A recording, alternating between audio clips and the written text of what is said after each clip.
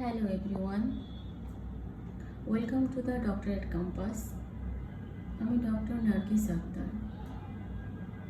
আজ আমি আপনাদের খুব সহজ কিন্তু অত্যন্ত গুরুত্বপূর্ণ একটা প্রশ্ন করতে চাই।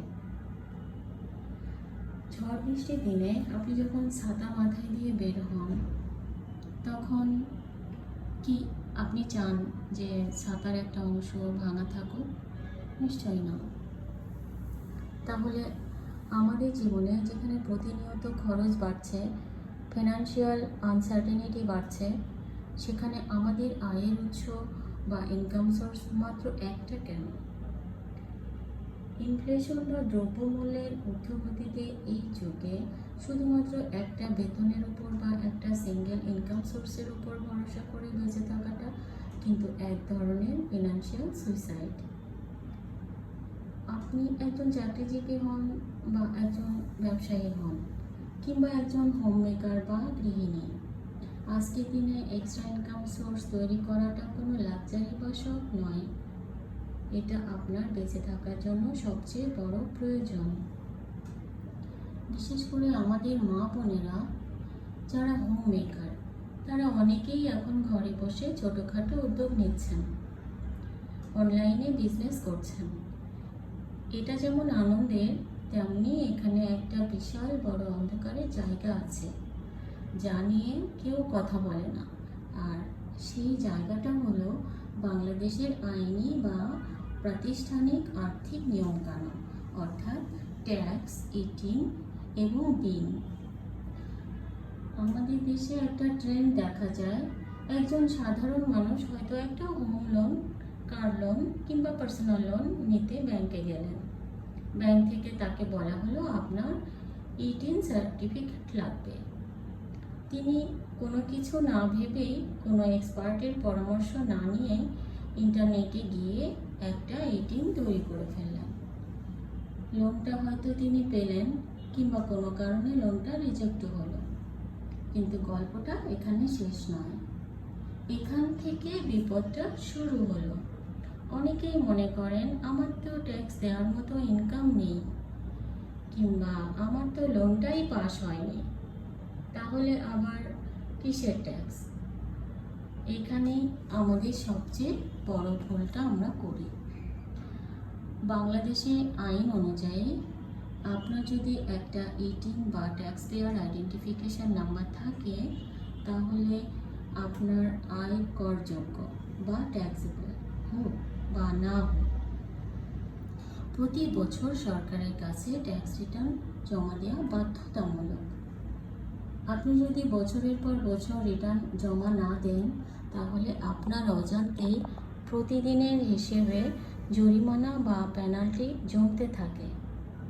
বছরের পর বছর যখন আপনি কোনো সরকারি সেবা নিতে যাবেন কিংবা পাসপোর্ট রিনিউ করতে যাবেন, তখন দেখবেন আপনার নামের পেছনে একটা বড় অঙ্কের সরকারি নোটিশ বা জরিমানা ঝুলে আছে।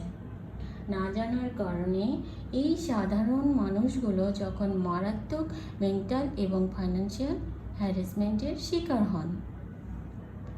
ঠিক একইভাবে আমাদের যেসব গৃহিণী বা তরুণ উদ্যোক্তারা ছোটোখাটো ব্যবসা বা ফেসবুক পেজে লাইভ করে ব্যবসা শুরু করেছেন, তারা অনেকেই জানেন না যে কখন তাদের একটা বিজনেস টিন লাগবে বা একটা বিন বা বিজনেস আইডেন্টিফিকেশন নাম্বার লাগবে।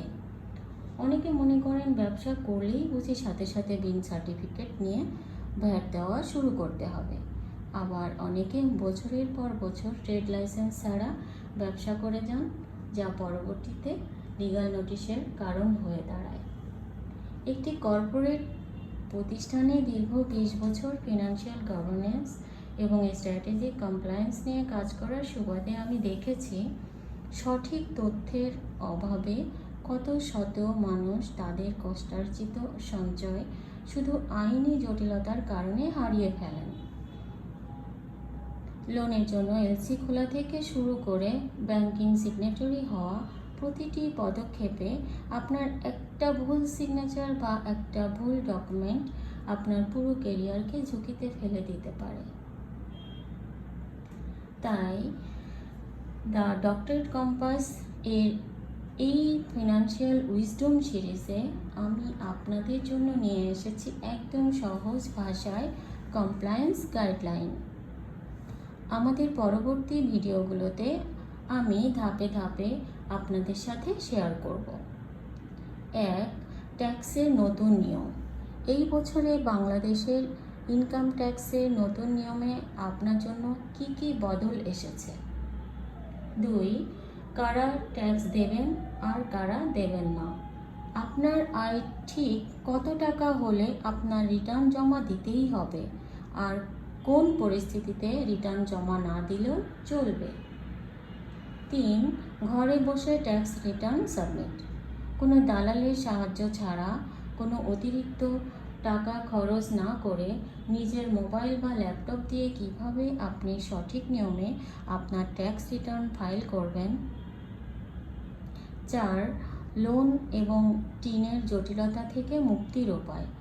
যারা অলরেডি ভুল করে টিন সার্টিফিকেট খুলে বিপদে আছেন, তারা কিভাবে আইনসম্মতভাবে এই জটিলতা থেকে বের হয়ে আসবেন। আমি চাই না আমাদের দেশের কোনো সাধারণ মানুষ কোনো মা বোন বা না জানার কারণে আইনি বা আর্থিক কোনো ক্ষয়ক্ষতির মুখোমুখি হোক। অর্থনৈতিক স্বাধীনতা বা ফিনান্সিয়াল ফ্রিডম তখনই আসে যখন আপনার উপার্জনের পাশাপাশি আপনার আইনি জ্ঞান বা কমপ্লায়েন্স স্ট্রং থাকে। আপনার যদি এই বিষয়ে কোনো সুনির্দিষ্ট প্রশ্ন থাকে, যেমন লোন সংক্রান্ত সমস্যা, ইটিং বাতিল করার নিয়ম কিংবা বিজনেস বিনের প্রয়োজনীয়তা, তবে এখনই নিচে কমেন্ট করে আমাকে জানান। আপনার প্রতিটি কমেন্টের উপর ভিত্তি করে আমি আমার পরবর্তী প্র্যাকটিক্যাল ভিডিওগুলো তৈরি করব।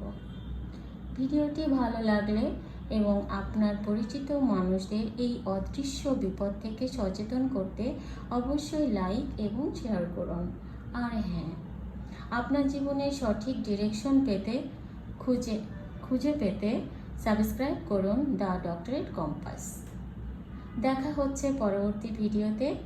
ভালো থাকুন, সুরক্ষিত থাকুন এবং নিজের চারপাশের প্রকৃতিকে ভালোবাসুন। ধন্যবাদ।